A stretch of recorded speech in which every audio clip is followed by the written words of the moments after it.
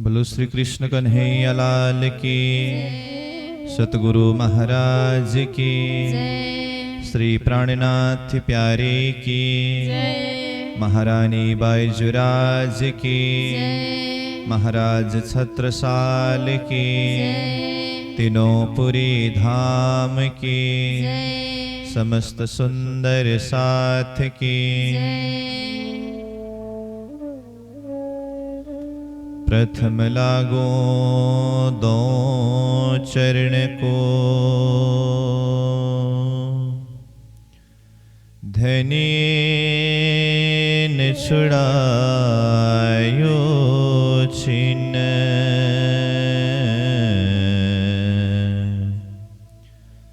लांक तले लालेड़िया, मेरे जीव के यही जीवन।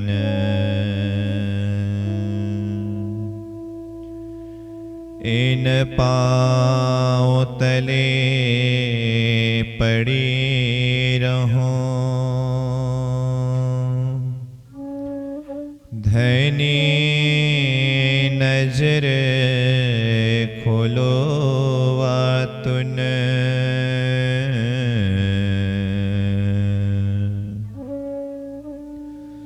पलन वालों निरखो नेत्रे,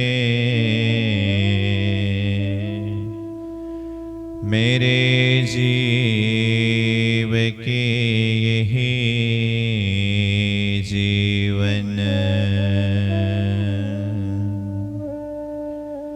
प्यारे मेरे प्राण के,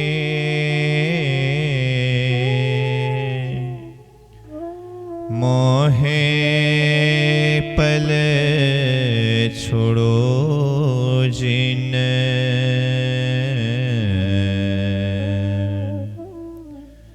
मैं पाए मेहर महबूब की, मेरे जीव के यही जीवन।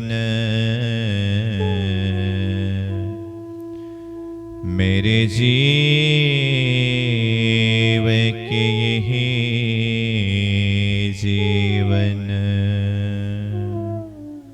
बोलो श्री सतगुरु महाराज की, श्री प्राणनाथ प्यारे की। हबे हार्या हार्या कहूँ बार कीटली, राखो रोतियो करो निर्मल नार, कहे महामती महबूब मारा धनी, आरे अर्ज रखे हसी माँ उतार, आरे अर्ज रखे हसी माँ उतार। हारे बाला बंद पड़िया बल हारिया तारे फंदड़े, बंद बिना जाए बांधियो हार, हंसिए रोइए पड़िए पछताइए, पण छूटे नहीं जे लागी लार कतार, पण छूटे नहीं जे लागी लार कतार। हारे बाला बंद पड़िया बल हारिया तारे फंदड़े।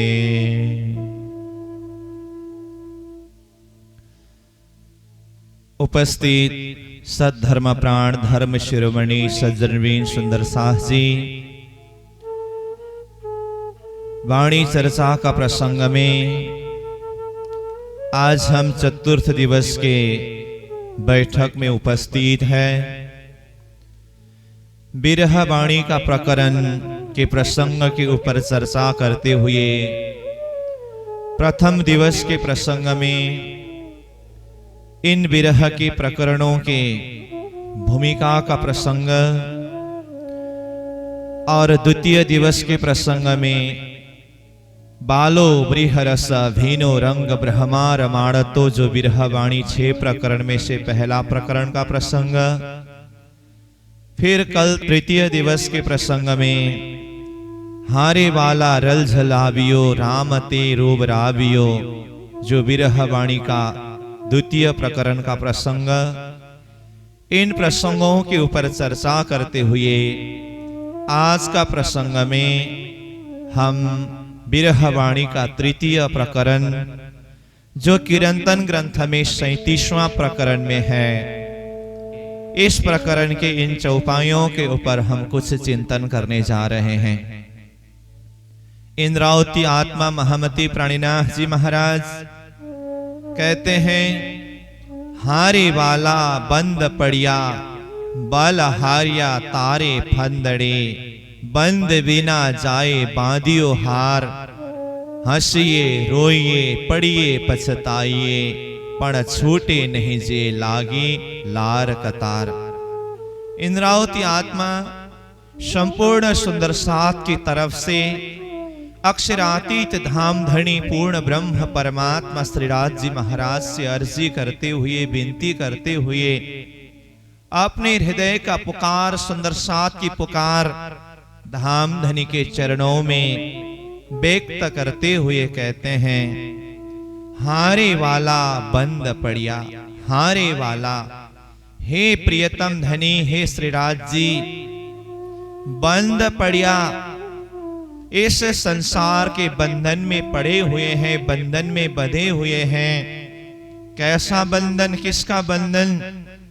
तारे फंदड़े, आपके इस मायावी फंद का बंधन जो है, इस बंधन में बंधने के कारण आत्मा की स्थिति कैसी हुई? बल हारिया, आत्मा का बल हरण हुआ है, आत्मा निर्बल हुआ है।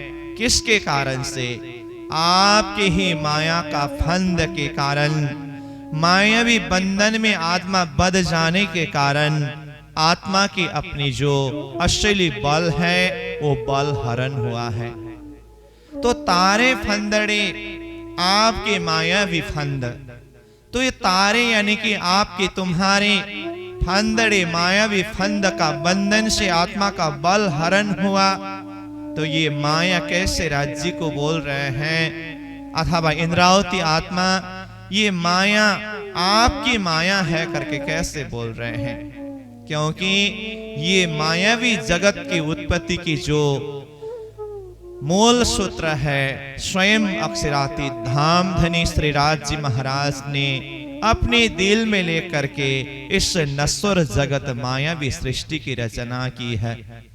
इसीलिए महामती प्राणीनाथ जी महाराज ने वाणी में कहा इस माया के उत्पत्ति के विषय में, ये उपजाए हमारे धनी, सो तो बातें है अति घनी। ये माया का जो खेल देखने की इच्छा आत्माओं के अंदर जो प्रकट किया, अथवा माया का अंकुर स्वयं अक्षरातीत धाम धनी के हृदय में ही प्रकट हुआ। वैसे तो राज्य महाराज का लक्ष्य अच्छी है, राज्य महाराज ने इस मायावी खेल दिखाने का लक्ष्य क्यों लिया? अपनी आत्माओं को परमधाम की असली ईश्वर के महत्व और श्रीराज जी की पातशाही को समझाने के लिए खेल दिखाने की बात श्रीराज जी महाराज ने दिल में लिया। क्योंकि परमधाम में होते समय आत्मा को परमधाम की जो प्रेम का महत्व है, श्रीराज जी की महत्व है, उस विषय में भी कुछ शुद्धि नहीं हुई। क्योंकि मायावी गुण असत जड़ दुख भूलन, ये द्वैत को देखे बिना परमधाम की सच्चिदानंदमय सुख के महत्व को आत्मा ने नहीं समझ सका। इसीलिए प्राणीनाथ जी ने कहा, रोहे बेनियाज थी बीच बक्का 12,000, जाने न आप अरस की साहिबियां अपार। उस दिव्य परमधाम में 12,000 ब्रह्मात्माएं बेनियाज यानी कि अनजान बेशुद्ध अवस्था में थे। जाने न आप अरस की, आत्मा ने अपने आप को भी जान नहीं सका और राज्य महाराज के पातशाही को भी जान नहीं सका, परमधाम की प्रेमानंद सुख को भी जान नहीं सका। इसीलिए श्रीराज जी महाराज ने असत जड़ दुखमय संसार जग नाटक दिखा करके परमधाम के असली प्रेम और हक की पातशाही को समझाने के लिए सर्वप्रथम श्रीराज जी महाराज ने ये खेल को दिल में लिया। इसीलिए प्राणीनाथ जी महाराज ने कहा, जो पहले लई हक के दिल में, पीछे आए माहे नूर, तीन पीछे हादी रूहन में, ये जो हुआ जहूर। श्रीराज जी महाराज ने आत्माओं को खेल दिखाने की बात जब दिल में लिया और हम 12,000 आत्माएं और अक्षर ब्रह्म के बीच में श्रीराज जी के ही हुक्म के माध्यम से आज का दिन प्रातःकालीन समय में हर रोज की तरह अक्षर ब्रह्म जब अक्षरातीत धाम धनी को दर्शन करने प्रणाम करने के लिए गए, हमें वो तो कुछ शुद्धि नहीं थी, क्योंकि आज के दिन तक परमधाम की जागृत लीला में अक्षर और सखियों के बीच में एक आपस में कोई शुद्धि, कोई परिचय नहीं है। परंतु आज श्रीराज जी के हुक्म के द्वारा, श्रीराज जी की प्रेरणा के द्वारा ही हम रूहें और अक्षर के बीच में एक आपस में देखना हुआ। जैसे ही अक्षर ने आत्माओं को देखा, अक्षर का मन में भी परमधाम की दिव्य आत्माओं की दिव्य लीला को दर्शन करने की इच्छा हुई, परमधाम की गुह्यात गुह्य लीला को समझने की इच्छा हुई, क्योंकि अक्षर ब्रह्म भी परमधाम की अनंत आत्मा और गुह्यत गुह्य लीला के विषय में अब तक कुछ जान नहीं सका था, समझ नहीं सका था। प्राणीनाथ जी कहते हैं, अक्षरातीत के महल में प्रेम इश्क बरतत, सो शुद्ध अक्षर को नहीं कीन बीध केल करत। परमधाम के अंदर कैसे प्रेममय लीला होती है, अक्षर ब्रह्म को इस विषय में कुछ शुद्धि नहीं है। तो अक्षर ब्रह्म ने भी परमधाम की लीला दर्शन करने की इच्छा प्रकट की। फिर हम आत्माओं का नजर अक्षर ब्रह्म के ऊपर अथवा एक अनजान पुरुष के ऊपर पड़ा, जिस विषय में हमने जानने की जिज्ञासा प्रकट की। श्रीराज जी महाराज के साथ में अपनी जिज्ञासा को प्रकट किया।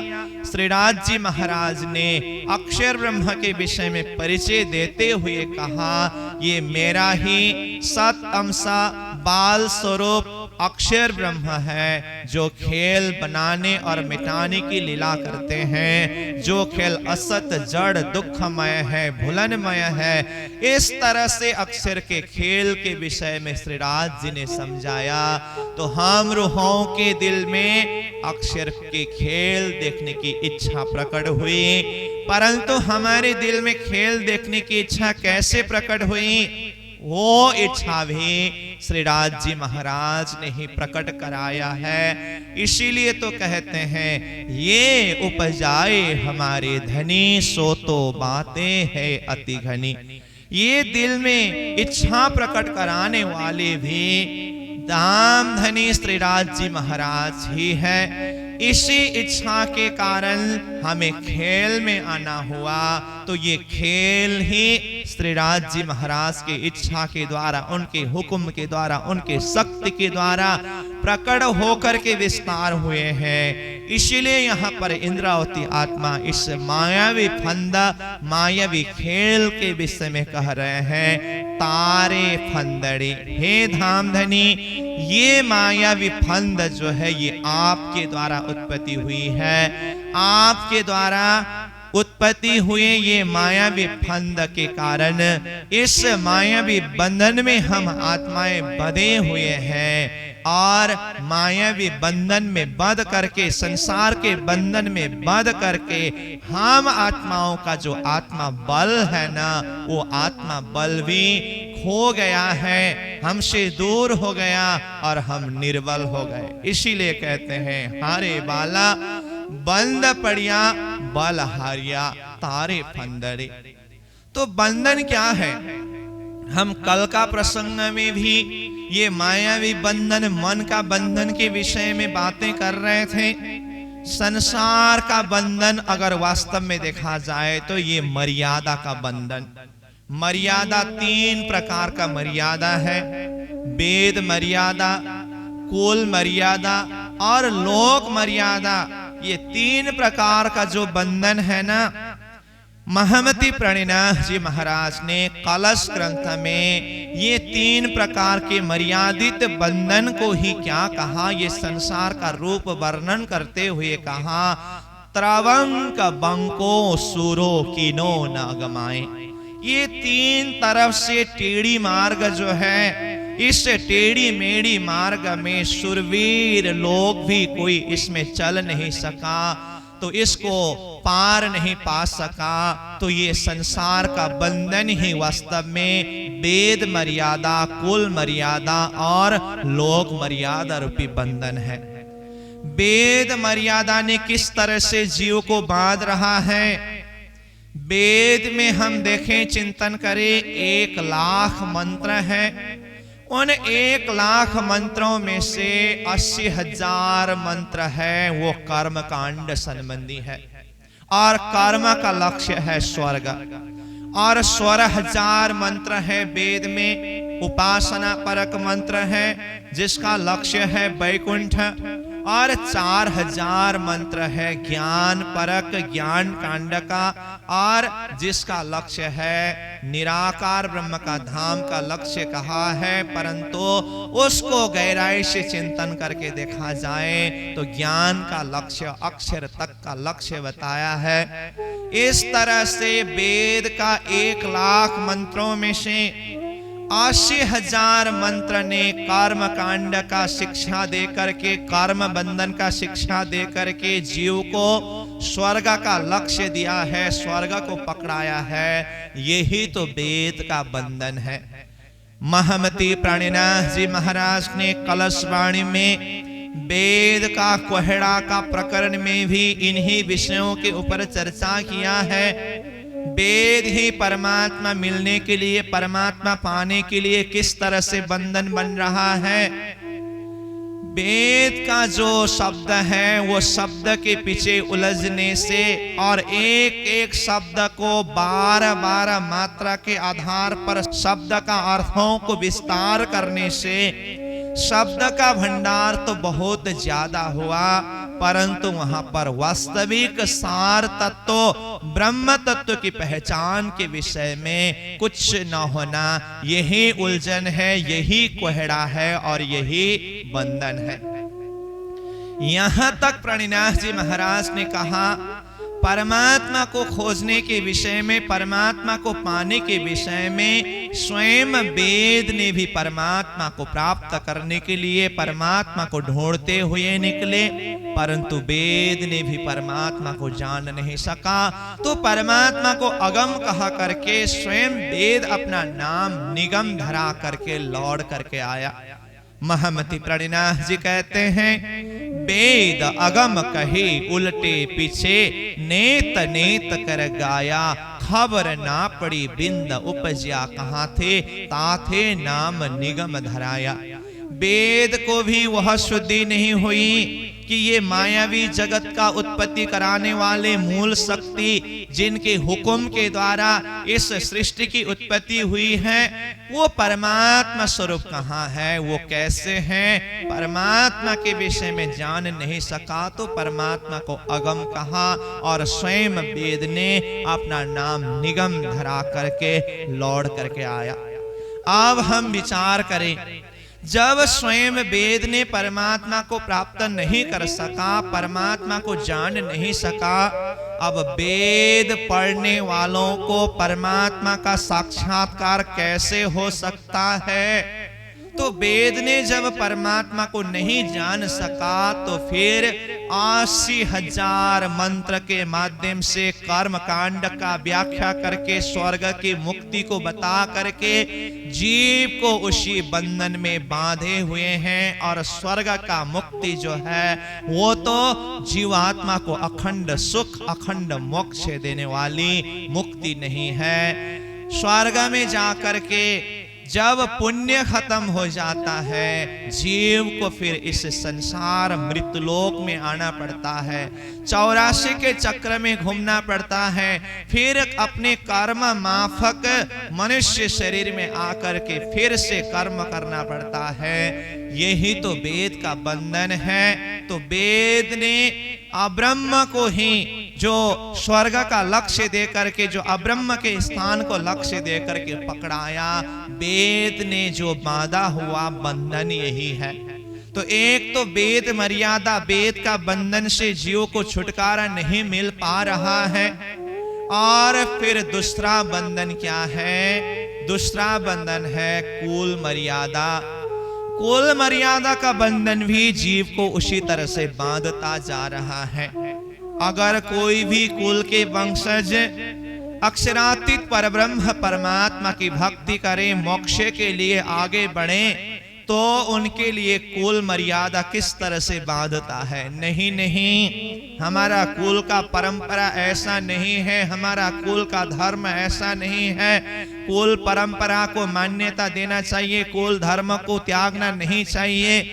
इस तरह से कुल मर्यादा के बंधन में बंधे हुए हैं। और कुल धर्म को निभाने के लिए भी वेद ने उसका भी नियम पकड़ाया है, बांधा है। ये कुल मर्यादा से भी लोग ऊपर नहीं उड़ सकते हैं, यह भी एक बंधन है।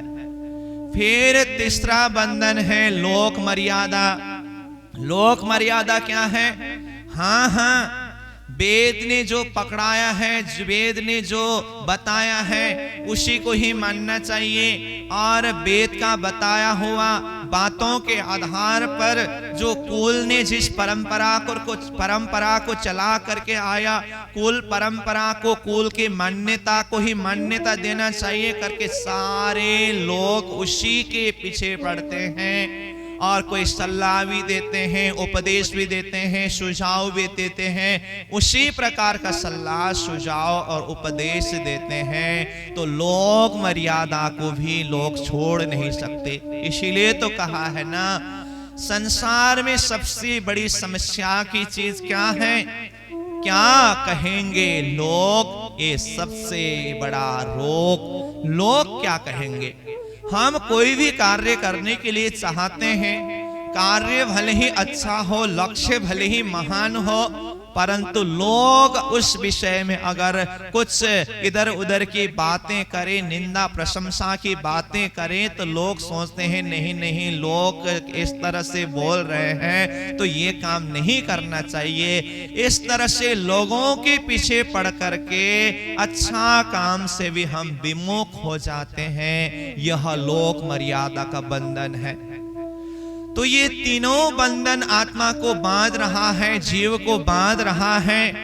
वेद मर्यादा ने बांधा, कुल मर्यादा ने घसीटा, और लोक मर्यादा पीछे से धक्का मारता जा रहा है।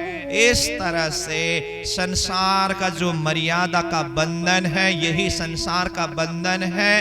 ये बंधन आत्मा को बांध रहा है। तो यही बंधन में बंधने के कारण हारे बाला बंद पड़िया बंधन में पड़ा हुआ है। और इस तरह से तीन प्रकार के मर्यादा रूपी बंधन में पड़ने के कारण आत्मा का जो अपना स्वबल है वो बल हरण हुआ। तो कहते हैं बलहारिया।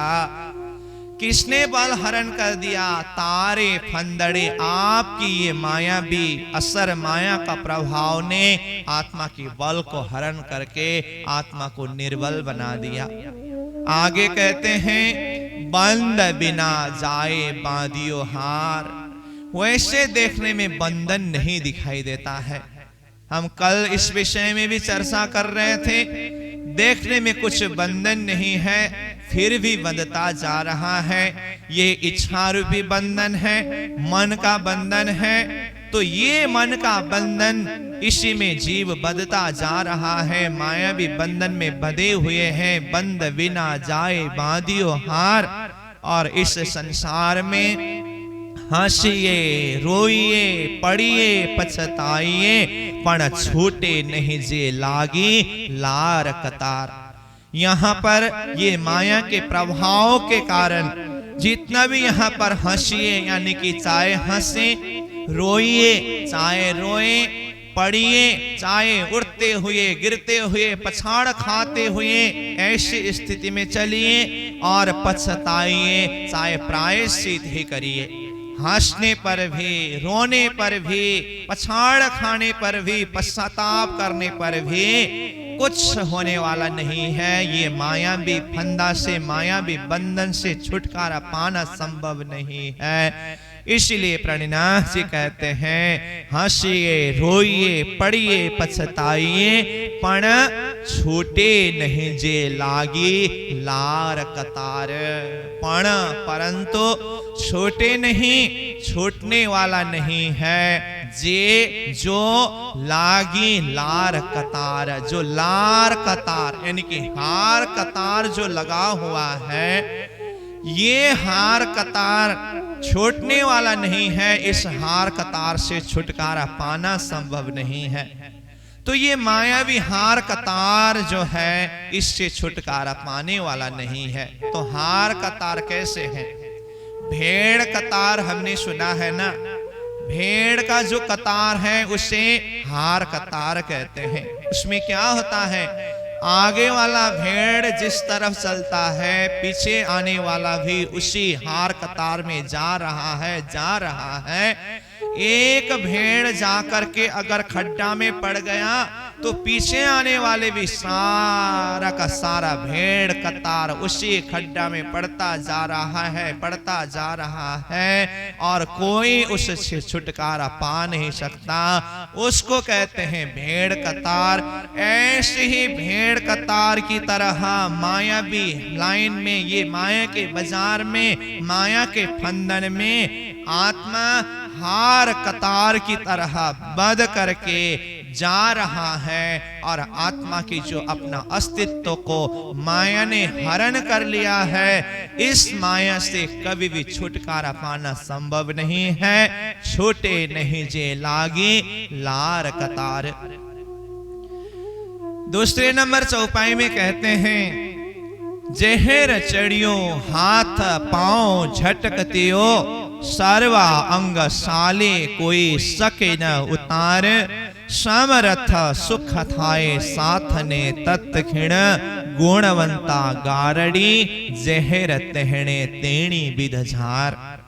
दूसरे नंबर चौपाई में एक आत्मा को लगा हुआ, आत्मा को पड़ा हुआ समस्या के विषय में भी इंद्रावती आत्मा ने कहा और उसके लिए, उस समस्या से छुटकारा पाने के लिए उपाय क्या है, उस विषय में भी यहाँ पर चर्चा करते हुए कहते हैं। तो कहा, जहर चढ़ियो हाथ पांव झटकतियो।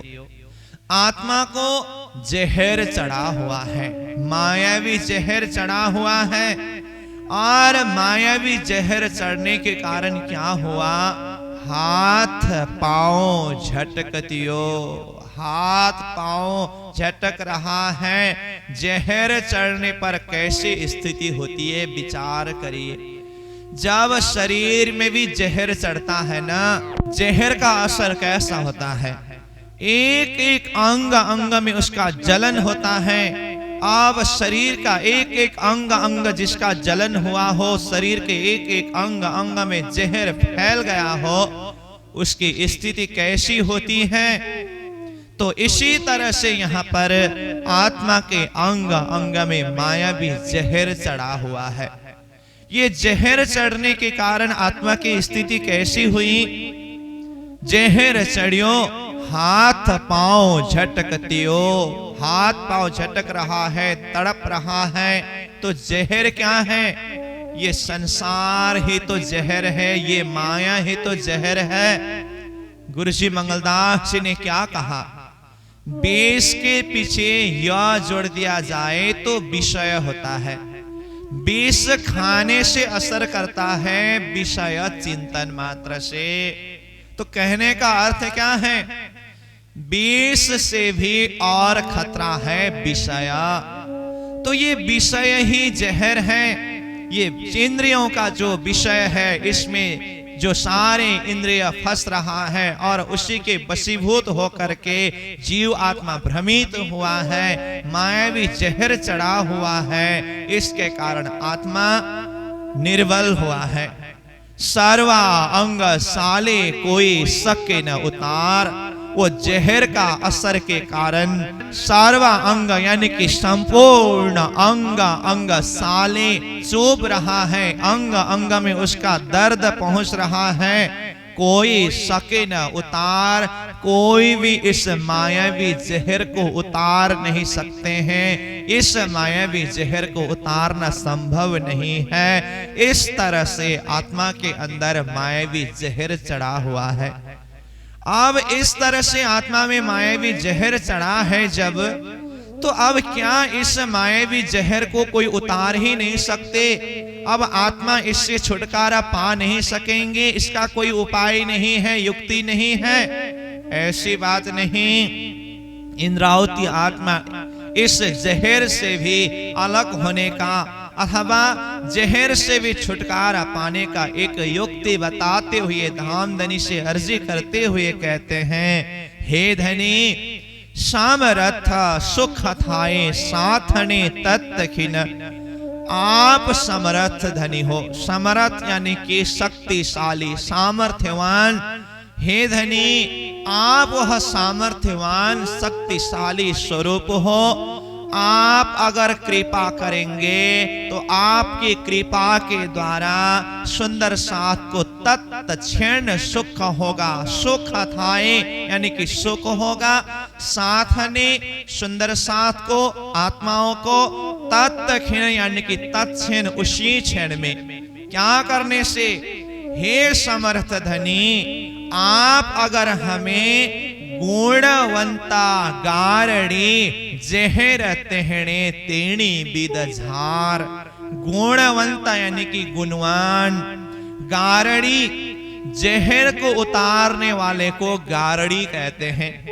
जिस तरह से किसी के शरीर में जहर चढ़ते समय वो गारणी जहर को उतारने वाले जिस तरह से शरीर में चढ़ा हुआ जहर को उतार देते हैं, तो जहर उतरते ही उसको तत्क्षण किस तरह से सुख शांति चैन मिलती है, इसी तरह से आप समर्थ धनी हमारे अंतर आत्मा में हमारे अंदर चढ़ा हुआ जहर को आप अगर तत्क्षण उतार देंगे तो हमें सुख होगा, शांति होगा। तो गुणवंता गारड़ी जहर तेहणे तेणी विध झार, इसलिए हे धनी गुणवंता गुणवान गारड़ी जिस तरह से जहर को उतार देते हैं, तेहणे उसी प्रकार से, तेणी विधा उसी तरह से, उसी प्रकार से झार हमारे अंदर चढ़ा हुआ मायावी जहर को आप उतार दीजिए, झार दीजिए, क्योंकि आप समर्थ हो, सामर्थ्यवान हो। आपकी कृपा के द्वारा हमारे अंतस्करण से, हमारे हृदय से, हमारे चित्त वृत्ति से ये जहर अगर उतर जाए तो फिर साथने सुख थाए तत्क्षण, सारे आत्माओं को तत्क्षण सुख होगा, शांति होगी। इसलिए हे समर्थ धनी हमारे अंदर चढ़ा हुआ उस मायावी जहर को उतार दीजिए। तो ये माया का जहर उतारने के लिए वो समर्थ धनी हम आत्माओं को कृपा करने के लिए ही तो इस जागने के ब्रह्मांड में तारतम वाणी ला करके इस मायावी जहर को उतारने के लिए आए हैं। इंद्रावती आत्मा धामधनी से यहाँ अर्जी कर रहे हैं, मायावी जहर को उतार दीजिए। तो धनी ने हमारे अंदर की मायावी जहर को उतारने के लिए कहां तक प्रयास नहीं किया, क्या तक नहीं किया। तारतम वाणी ऐसी दवा है जो आत्मा को लगा हुआ मायावी विकार, मायावी जहर, आत्म रोग को मिटा करके आत्मा को जो अपने स्वतः स्वभाव में, अपनी अवस्था में पहुंचाने वाली यह तारतम वाणी है जो मायावी जहर को उतारने वाली है। महामती प्रणिनाथ जी कहते हैं कि इस तारतम वाणी को हम रस रूप बना करके इसको हम पान करें, इसको हम अध्ययन करें, चिंतन करें, मनन करें, मायावी जहर अपने आप उतर जाएगा, दूर हो जाएगा, मायावी जहर का कोई स्थान नहीं रहेगा। महमति प्रणिनाथ जी कहते हैं वाणी में, तारतम रस वाणी करा पिलाइए जाको, जहर चढ़िया होए जिमिका, सुख होवे ताको। बोलो श्री प्राणनाथ प्यारे की। महमति प्राणनाथ जी कहते हैं, तारतम रस वाणी कर पिलाइए जाको।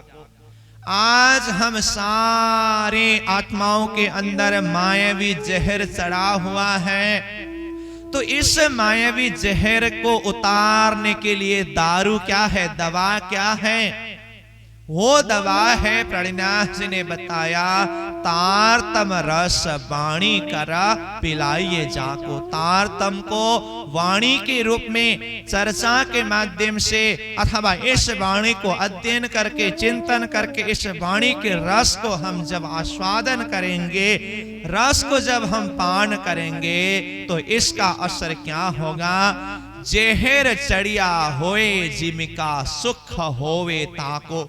संसार का जहर भी अगर उस आत्मा को चढ़ा हो, इस तारतम वाणी रूपी सुधामृत अथवा तारतम वाणी रूपी रस के माध्यम से ही मायावी जहर को उतार करके आत्मा को निर्मल बनाएंगे। तो महमति प्रणिनाथ जी ने आत्मा के अंदर लगा हुआ जहर को उतारने के लिए ही यह तारतम वाणी रूपी रस दवाई के रूप में हमें प्रदान किया है।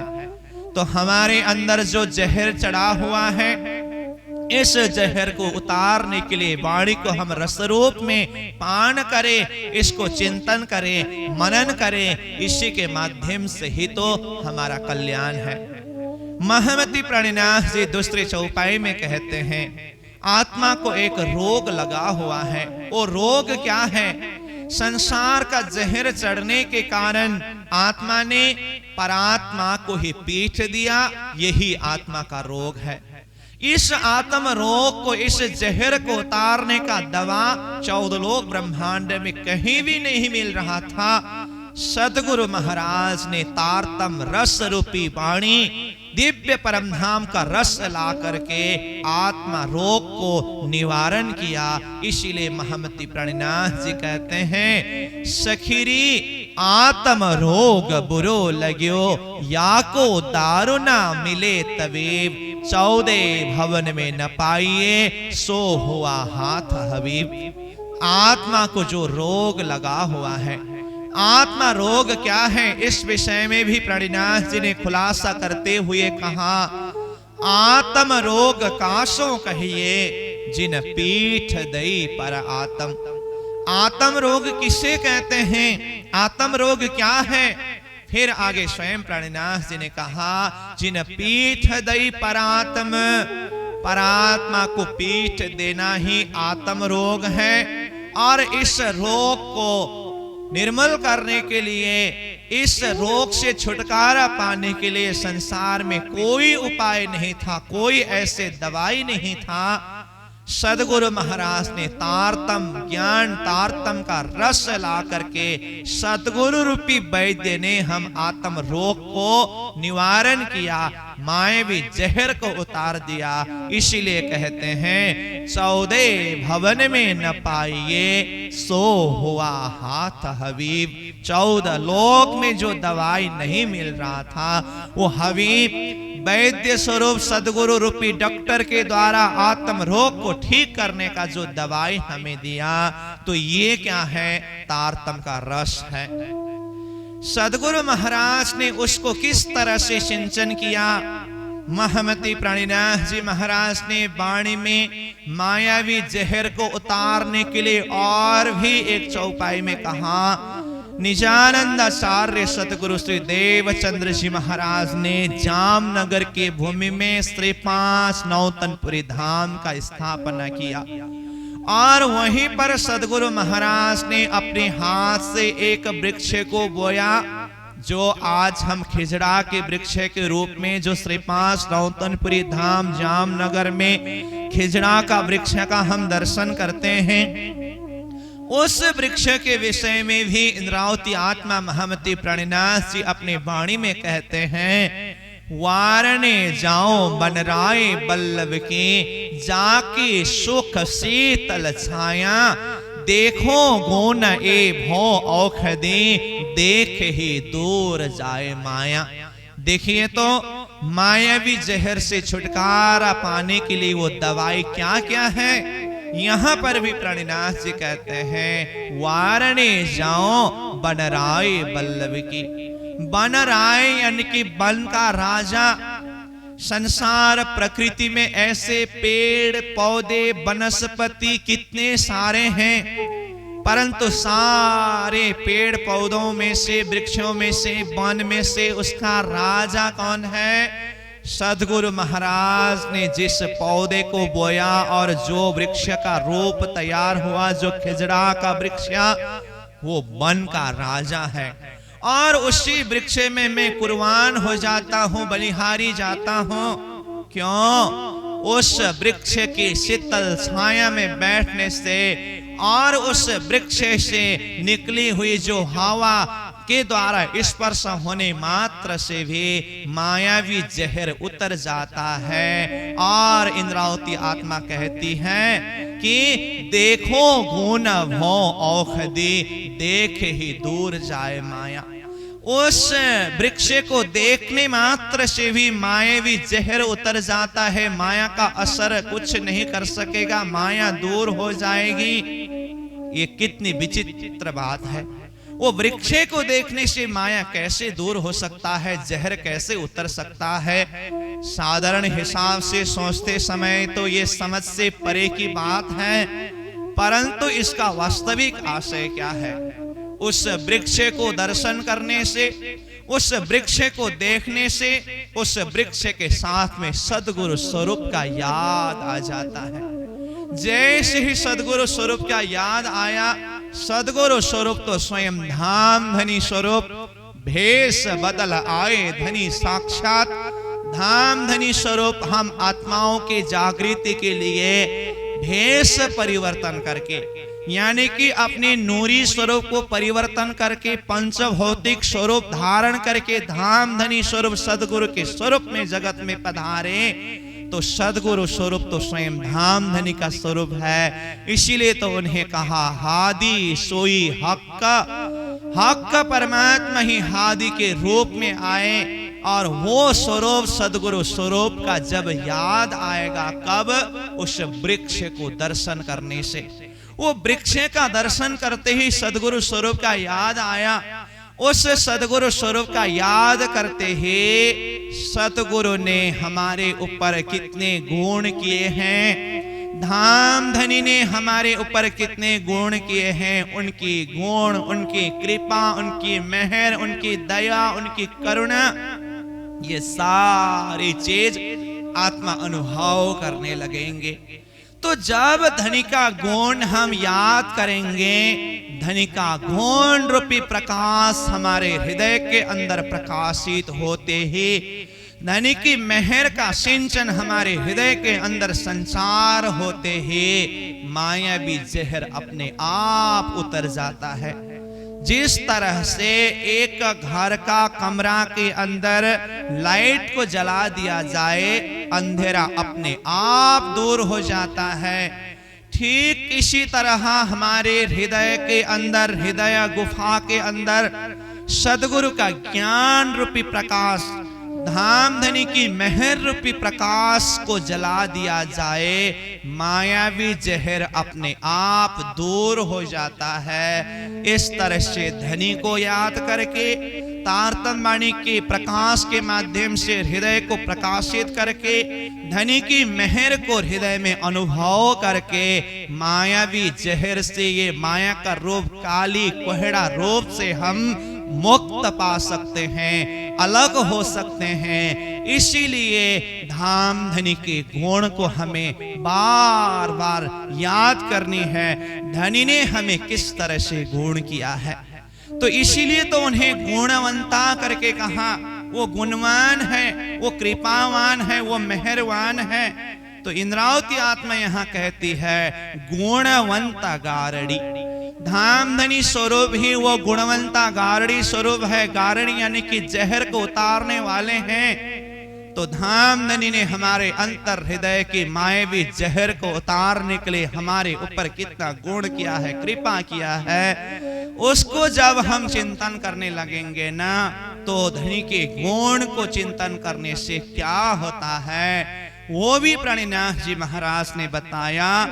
गुण धनी के याद कर पकड़ पीऊ के पाए, सुखे बैठी सुखपाल में देसी वतन पहुंचाए। बोलो श्री सतगुरु महाराज की महमती। प्राणिनाथ जी कहते हैं गुण धनी के याद कर पकड़ पीऊ के पाए। धाम धनी की गुण की याद करो और धनी के चरण को पकड़ो। धनी के गुण को याद करके उनके चरण को पकड़ने से क्या होगा? धनी की कृपा के द्वारा सुखे बैठे सुखपाल में देशी वतन पहुंचाए। धनी के उस गुण रूपी सुखपाल के ऊपर बिठा करके ही हमें परम धाम तक पहुंचाएंगे। ऐसी धनी की कृपा है। इसीलिए तो यहाँ पर इंद्रावती आत्मा ने वो गुणवान धनी, मेहरवान धनी के लिए अर्जी किया है। धनी गुणवंता, आप गुणवान हो तो जिस तरह से गुणवान गारड़ी जहर को उतार देते हैं, उसी तरह से हम आत्माओं के अंदर चढ़ा हुआ जहर को आप गुणवान गारड़ी स्वरूप धनी उसी प्रकार से तेणी विधा, उसी प्रकार से झार हमारे अंदर चढ़ा हुआ जहर को उतार दीजिए, हमें निर्मल करा दीजिए। फिर तीसरे नंबर चौपाई में कहते हैं माहे धखे दावा नल दसों दिशा, हवे वलन वासनाओं थी निवार, हुक्मा मोह थी नजर करो निर्मल, मोल मोख दाखी ब्रह अंग थी विसार। माहे धखे दावा नल दसों दिशा। तो एक तरफ अगले चौपाई में कहा आत्मा के अंदर जहर चढ़ा हुआ है। फिर आगे तीसरे नंबर चौपाई में जाकर के कहते हैं माहे धखे दावा नल दसों दिशा। माहे यानी कि सारे आत्मा के हृदय के अंदर धखे ज्वाला छूट रहा है, जल रहा है। किस चीज का? दावा नल अग्नि का ज्वाला छूट रहा है, फैल रहा है दसों दिशा, दसों तरफ दावानल अग्नि का ज्वाला फैल रहा है। तो दावानल अग्नि क्या है? दावानल अग्नि जब जंगल में बहुत ज्यादा हुरी बताश तूफान आकर के जब एक पेड़ गिर जाता है और दूसरे पेड़ के साथ जाकर के टकराया जाता है और वो दोनों पेड़ के बीच में घर्षण होकर के वहां से जब अग्नि प्रकट होता है और उसी अग्नि के द्वारा सारा जंगल में आग लग करके जंगल को राख बना दिया जाता है। वो स्वयं एक से दूसरा में घर्षण होकर के अपने आप प्रकट होने वाली जो अग्नि है उसको दावानल अग्नि कहते हैं। आज सारे आत्माओं के अंदर, सारे जीव के अंदर यही दावानल अग्नि जल रहा है, यही दावानल अग्नि फैल रहा है। वो दावानल अग्नि बाहर से लगाने की जरूरत नहीं है।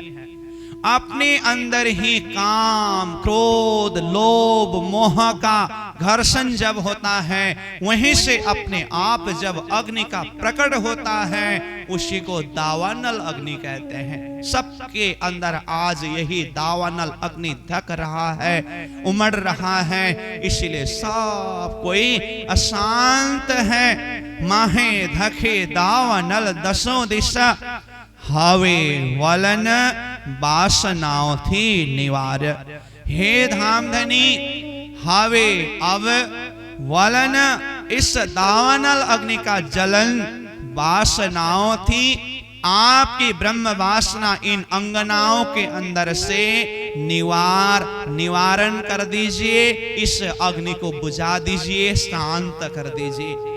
आप ही इस अग्नि को शांत कर सकते हो। इसीलिए आत्माओं के अंदर न फैला हुआ दावानल अग्नि जो है, इसको आप शांत कर दीजिए, इसको बुझा दीजिए। धामधनी श्रीराज जी महाराज से इस तरह से अर्जी कर रहे हैं। फिर कहते हैं, हुक्मा मोहती नजर करो निर्मल, मोल मोख दाखी ब्रह अंग थी विसार। धामधनी हुक्म मोहती नजर करो निर्मल।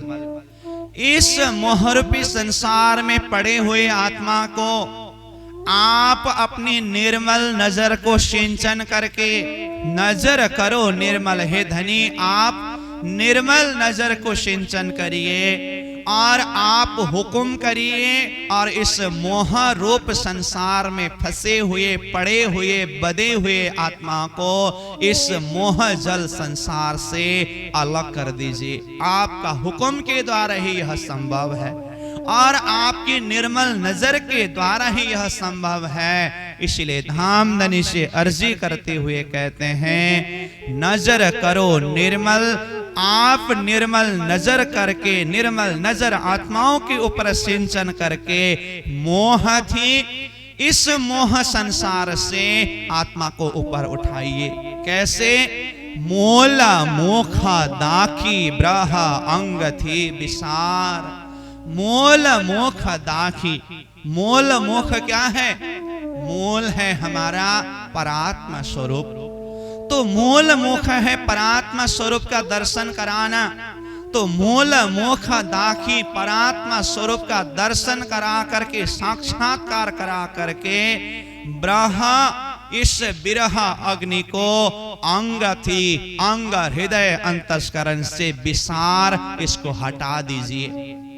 तो विरह अग्नि को हटाने के लिए अथवा ये काम क्रोध लोभ मोह रूपी अग्नि को हटाने के लिए क्या उपाय है? तो कहा, मूल मोख दाखी ब्रह अंग थी विसार। मूल परात्मा स्वरूप की चेहरा को, परात्मा स्वरूप का दर्शन करा करके, साक्षात्कार करा करके आत्मा के इस विरह को निवारण कर दीजिए। अथवा अंग थी विसार, अंग अंतस्करण से इसको विसार यानी कि हटा दीजिए। तो मूल मुख परात्मा स्वरूप का दर्शन करने की बात, परात्मा स्वरूप का साक्षात्कार करने की बात यहाँ पर हुई। तो आत्मा का दो स्वरूप अथवा आत्मा का दो तन है। एक तन तो परम धाम में श्रीराज जी महाराज के साथ में ही मूल मिलावा के बैठक में है, जिसे परात्मा स्वरूप कहते हैं।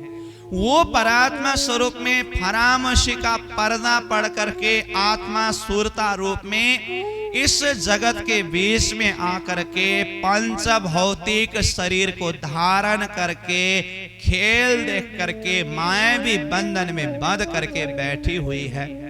जब तक परात्मा स्वरूप का साक्षात्कार न हो और जब तक परात्मा स्वरूप में आत्मा जागृत न हो, तब तक इस संसार की मायावी फंद से आत्मा को छुटकारा पाने वाली नहीं है। इसीलिए धनी से अर्जी कर रहे हैं, हे धनी अब वो परात्मा स्वरूप का साक्षात्कार करा दीजिए। वो परात्मा स्वरूप ही हमारा मूल स्वरूप है। उस परात्मा स्वरूप का चिंतन कराते हुए महामती प्रणिनाथ जी ने कहा, जो मूल स्वरूप है अपना जाको कहिए परात्म। जो हमारा परम धाम मूल मिलाव में मूल स्वरूप है, जिसे परात्मा स्वरूप कहते हैं। और हमें क्या करनी है? सो परात्म संग लेके बिलसियो संग खसम। हमें उस परात्मा स्वरूप में जागृत होकर के पुनः धाम धनी के साथ में विलास करनी है। परम धाम के सुख आनंद की अनुभूति करनी है, अनुभव करनी है। इसलिए हे धनी हमें उस परात्मा स्वरूप मूल स्वरूप का दर्शन करा करके इस विरह अग्नि को हमारे अंग अंतस्करण से हटा दीजिए।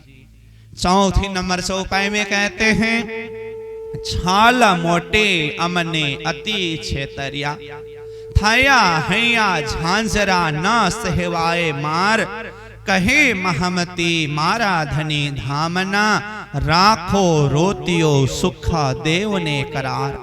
छाल मोटे, मोटे यानी कि महान, यह छाल इतनी महान है, इतनी अथाह है, इस महान छाल ने ही अमने हम लोगों को अथवा हम आत्माओं को अति छेतरिया, हम लोगों को इस मायावी छाल ने बहुत ही ठगा। छेतरिया शब्द का अर्थ है ठगना, छलना। तो इस मायावी खेल ने हमें बहुत ही ठगा। छाला मोटे अमने अति छेतरिया। और इसी मायावी छल के प्रभाव के कारण आत्मा की स्थिति कैसी हुई है?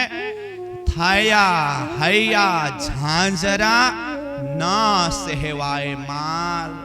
आत्मा के हृदय में बार बार माया का प्रहार पड़ने के कारण आत्मा की हृदय ऐसी हुई है, आत्मा की स्थिति ऐसी हुई है। थया हो गया, हैया हृदय, झांझरा चालन की तरह, छिया छिया छित्र छित्र हुआ है। ये मायावी प्रभाव के कारण, प्रहार के कारण आत्मा की हृदय चालन की तरह छित्र छित्र हुआ है।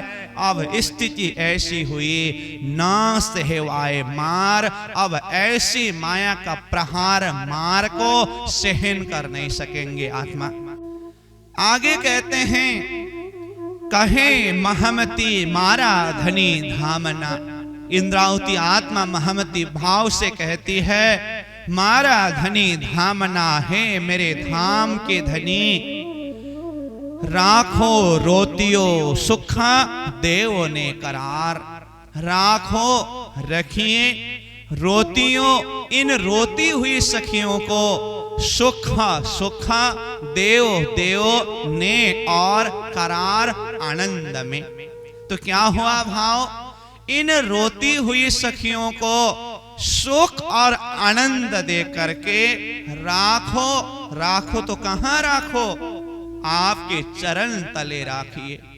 इस संसार मोह सागर के दुख में पड़े हुए, जहर चढ़े हुए, माया के बंधन में बंधे हुए आत्माओं को मूल स्वरूप में जागृत करा करके, सुख और आनंद प्रदान करके आप अपने चरण तले, आपकी चरण शरण में, चरण तले आत्माओं को सुरक्षित रखिए और आनंद प्रदान करिए। इस तरह से आत्मा का पुकार धाम धनी पूर्ण ब्रह्म परमात्मा श्री राज जी महाराज के साथ में सब आत्माओं की तरफ से इंद्रावती आत्मा अक्षरातीत धाम धनी पूर्ण ब्रह्म परमात्मा के श्री चरणों में इस तरह से बिरह वाणी के माध्यम से आर्त पुकार करके धनी के चरणों में यह अर्जी करते हैं। तो प्यारे सुंदर शाह जी, आज का प्रसंग में हमने इस बिरह वाणी के तृतीय प्रकरण का कुछ सारांश भाव के ऊपर चर्चा किया।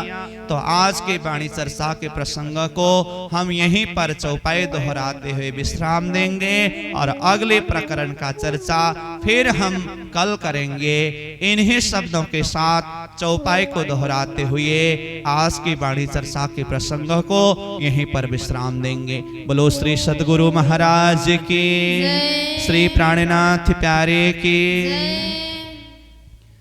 छल मोटे अमने अति छेतरिया। छल मोटे अमने अति छेतरिया। थया हैया झांझरा ना सहवाए मार। हैया हैया झांझरा न सहवाए मार। कहे महमती मारा धनी धामना। कहे महमती मारा धनी धामना।